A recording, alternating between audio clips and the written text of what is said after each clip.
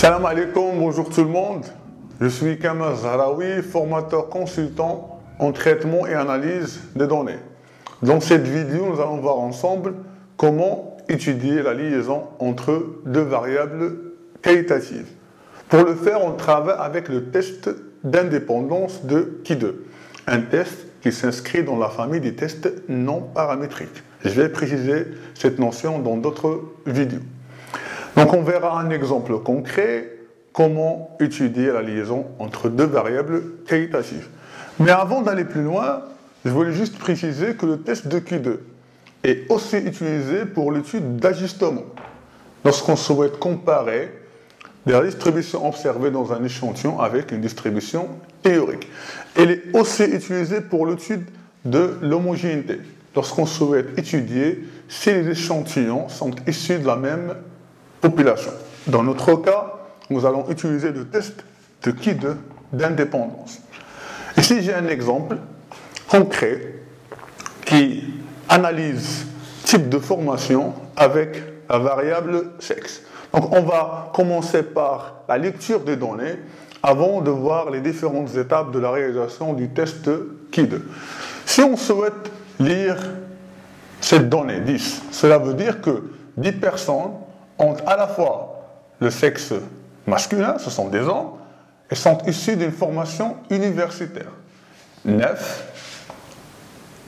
personnes de sexe masculin sont issues d'une formation école de commerce. 19 personnes sont des femmes issues d'une formation universitaire, etc., etc. Si on souhaite lire en termes de pourcentage, nous avons qu'à diviser par rapport au total qui est 50. Maintenant, pour le total et la somme de la première ligne, la ligne marginale. 19 veut dire que 19 personnes sont des hommes, quelle que soit leur formation. Donc, à ce niveau-là, on s'en fout carrément de la modalité ou de la variable type de formation. Pour 29, on va dire que 29 personnes sont issues d'une formation universitaire, quel que soit leur sexe. Donc, on a annulé cette variable qui est sexe.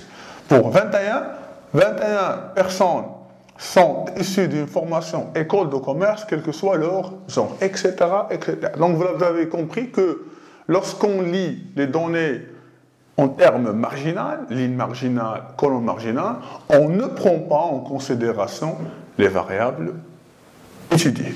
Donc, à partir de là, on construit un tableau des effectifs théoriques en se basant sur les lignes marginales et colonnes marginales. Donc, on construit des effectifs qui sont indépendants des variables étudiées. Comment on fait pour construire ces effectifs? Par exemple, pour l'effectif de la première ligne, première colonne, E11, on prend total de la première ligne, 19, fois total de la première colonne, 29, divisé par 50. Et on construit un effectif qui est théorique, qui est vraiment indépendant des variables étudiées.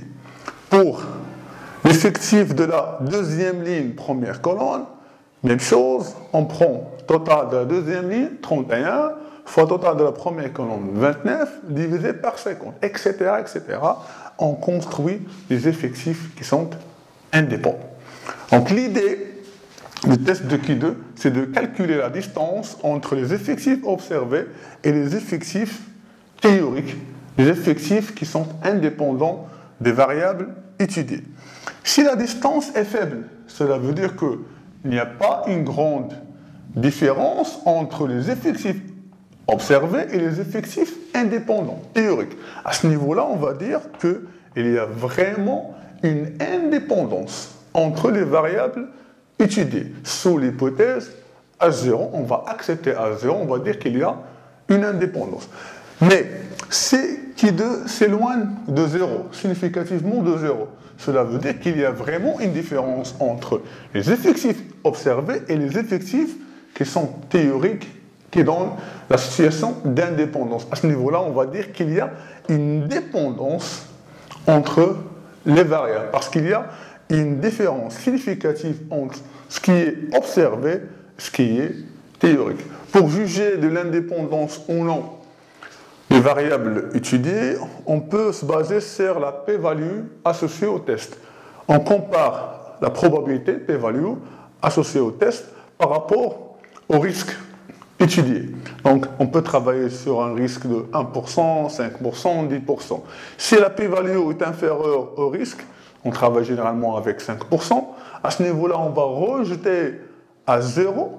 On va dire qu'il y a une dépendance entre les variables étudiées. C'était une vidéo dans laquelle nous avons vu comment étudier la liaison entre deux variables qualitatives. On verra des cas pratiques sous les différents logiciels statistiques. D'ici là, je vous dis à très bientôt.